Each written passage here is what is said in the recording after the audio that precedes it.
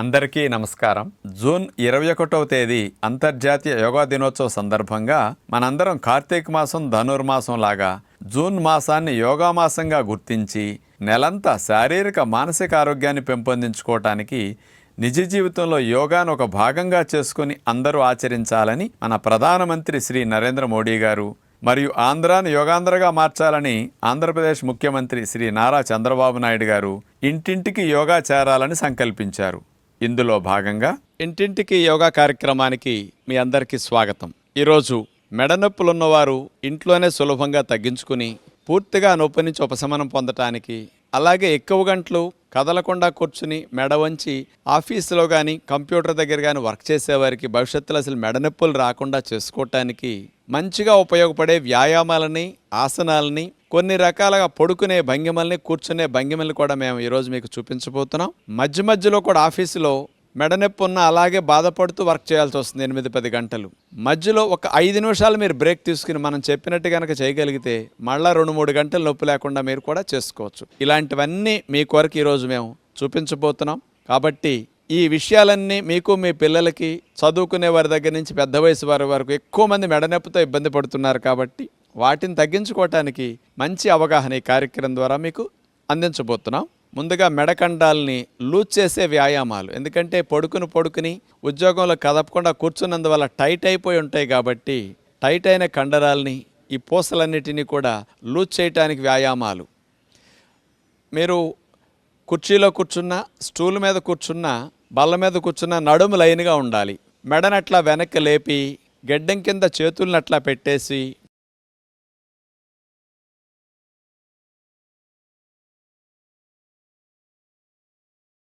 చేతులతో మెడని గడ్డం కింద అట్లా పుష్ చేయాలి.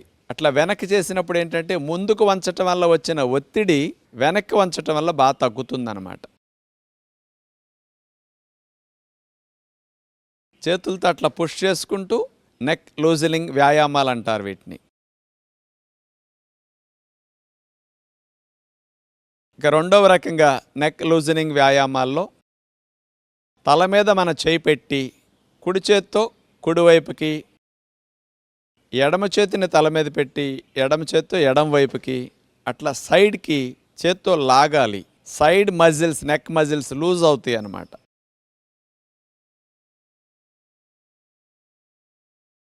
అలవాటు అయ్యేటప్పుడు కొత్తలో ఒక 10 సార్లు 5 సార్లే చేస్తాం. అలవాటు మీద మీరు పెంచుకోవచ్చు ఇదే విధానాన్ని.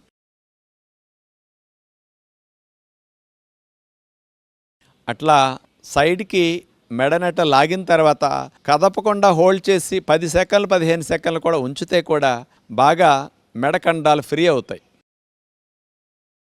మెడకండరాల్ని లూజ్ చేసే మూడో వ్యాయామం ఇప్పుడు మనం చూడబోతున్నాం. కుడి చేతి వేళ్లతో గెడ్డానికి కుడివైపు పెట్టేసి మెడని ఎడం వైపు అట్లా నెట్టుకోవాలి.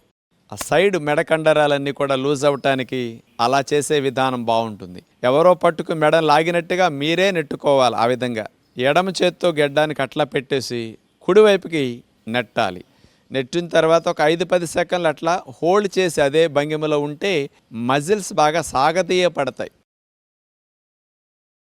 ఇట్లా 5-6 సార్లు, 7-8 సార్లు క్రమేపీ పెంచుకుంటూ వెళ్ళాలి. మీకు అలవాటు మీద నొప్పి అనిపించదు.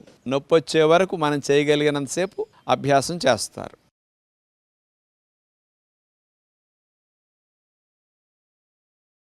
ఇప్పటి వరకు 3 రకాలుగా మెడ కండరాల్ని లూజ్ చేసే వ్యాయామాలు చూసాం కదా. ఇప్పుడు మెడ కండాల్ని బలోపేతం చేసే స్ట్రెంగ్థనింగ్ వ్యాయామాలు కొన్ని చూద్దాం. 2 చేతుల్ని వేళ్లల్లో వేళ్ళేసి లాక్ చేసి నుదుటి మీద ఆ చేతుల్ని పెట్టుకుని మెడని ముందుకు గెంటాలి. చేతులతో మెడని వెనక్కి గెంటాలి. ఆపోజిట్ డైరెక్షన్లో పనిచేసినప్పుడే మెడ వెనక భాగం కండరాలన్నీ బలపడతాయి. మెడ ముందుకి, మీ చేతులు మెడని వెనక్కి నెట్టేటట్టు ఉండాలి. ఇప్పుడు చూడండి, తాడు ఆట ఆడేటప్పుడు వాళ్ళు అట్లాగుతారు, మీరు ఇట్లాగుతారు.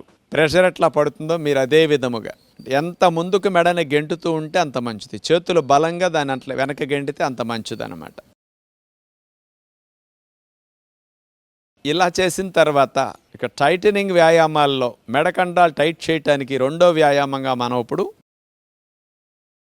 అదేవిధంగా చేతుల్ని వేళ్లల్లో వేసి లాక్ చేసేసి మెడ వెనకాల భాగంలో పెట్టుకుని మెడని వెనక్కి గంటాలి, చేతులు వెనక నుంచి తలకాయని ముందుకు గెంటుతూ ఉంటుందన్నమాట, ఆపోజిట్ డైరెక్షన్లో. ఇందాక చేసిన దానికి రివర్స్లో చేస్తున్నాం ఇప్పుడు మనం.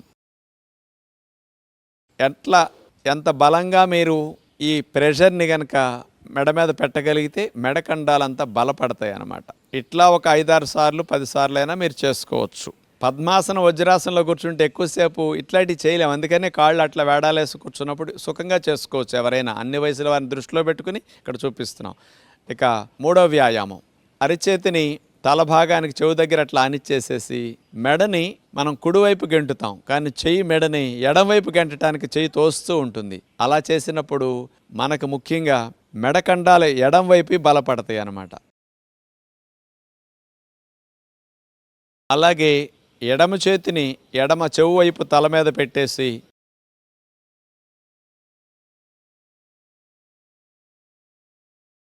తల భాగాన్ని ఎడమవైపు గంటాలి, చెయ్యి మెడని కుడివైపు గంటే ప్రయత్నం అట్లా చేస్తుండాలి.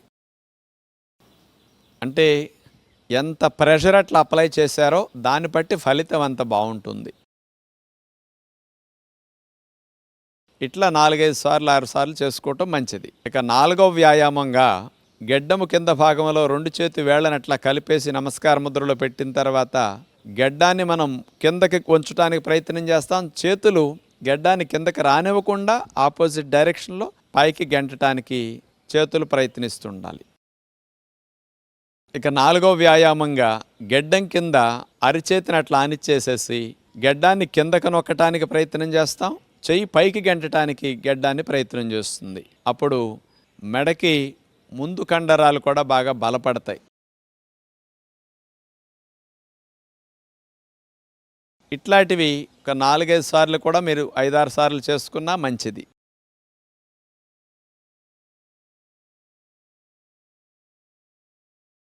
మనందరం ఇప్పటి వరకు మెడ కండాల్ని బలపరిచే విధంగా వ్యాయామాలు చేశాం కదా.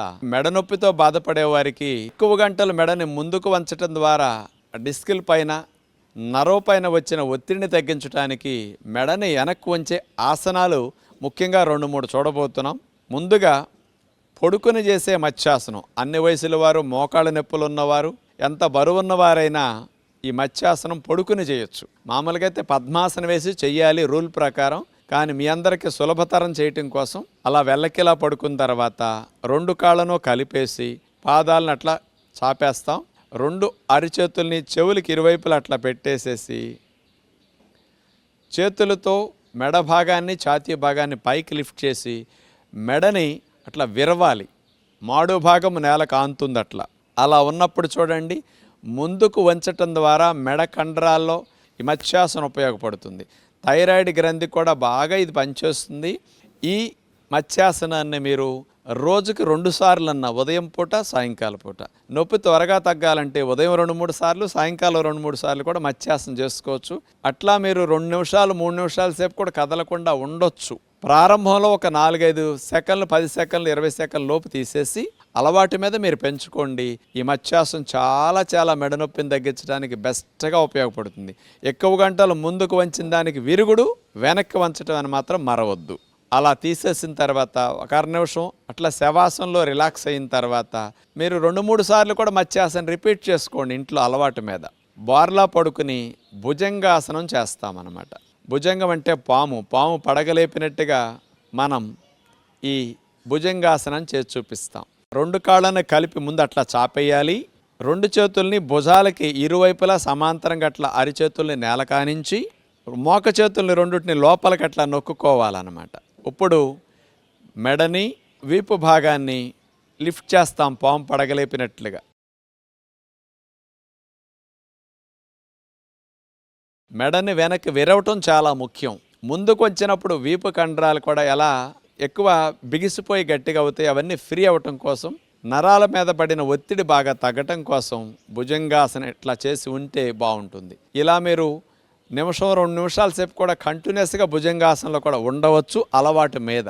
ఉండలేనప్పుడు మెల్లగా తీసేసి హాయిగా మకరాసనంలో విశ్రాంతి తీసుకుంటారు. అట్లా చేతులు కాళ్ళని వాల్చేసి పక్కకి మెడ భాగాన్ని పెట్టుకుని రిలాక్స్ అవ్వచ్చు.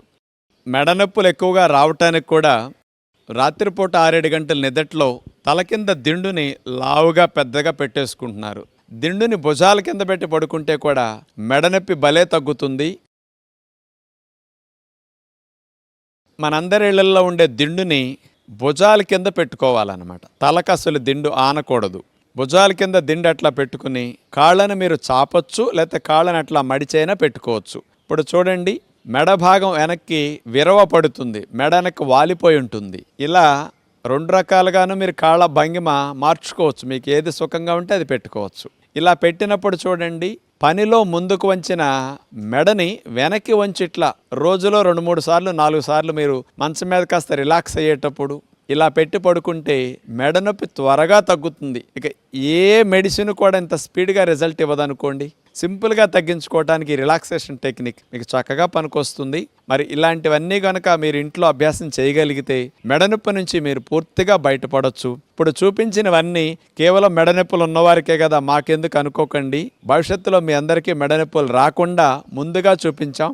అందుకని తల్లిదండ్రులందరూ మీ పిల్లలకి ఎక్కువగా బడిలో కూర్చుంటున్నారు, కాలేజీలో కూడా మెడ ఎక్కువ ఉంచుతున్నారు, ఉద్యోగంలోకి వచ్చాక కంప్యూటర్ దగ్గర ఎక్కువ కూర్చుంటున్నారు. కాబట్టి ముందు జాగ్రత్త చర్యగా ఇలాంటి వ్యాయామాలన్నిటినీ పిల్లలందరికీ జీవితంలో ఒక భాగంగా చేసి మీరు అందిస్తే బాగుంటుంది. ఇంటింటికి యోగా కార్యక్రమాన్ని తీసుకొచ్చే ప్రయత్నంలో ఈరోజు ప్రత్యేకంగా మెడ నొప్పులు ఉన్నవారు తగ్గించుకోవటానికి, లేని వారు రాకుండా చేసుకోవటానికి మంచి అవగాహన కలిగించాం. మరిన్ని కార్యక్రమాలతో రేపు మళ్ళా కలుద్దాం. అందరికీ సెలవు.